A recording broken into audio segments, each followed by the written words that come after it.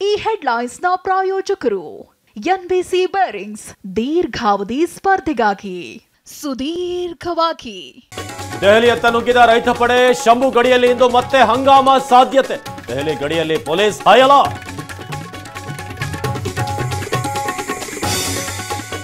ರೊಚ್ಚಿಗೆದ್ದ ರೈತರಿಗೆ ಬೆಂಬಲ ಬೆಲೆಯ ಭರವಸೆ, ಮೊದಲ ಗ್ಯಾರಂಟಿ ಘೋಷಿಸಿದ ರಾಹುಲ್ ಗಾಂಧಿ.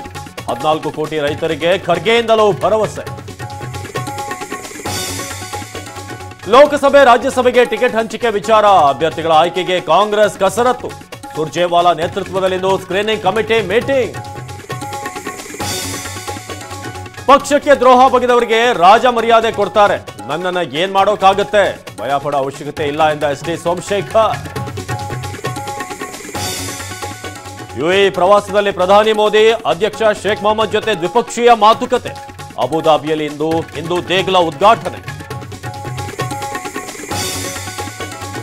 ಬೆಂಗಳೂರಿನಿಂದ ಅಯೋಧ್ಯೆಗೆ ಹೊರಟ ಮೊದಲ ರೈಲು, 1400 ಬಿಜೆಪಿ ಕಾರ್ಯಕರ್ತರಿಂದ ಪ್ರಯಾಣ.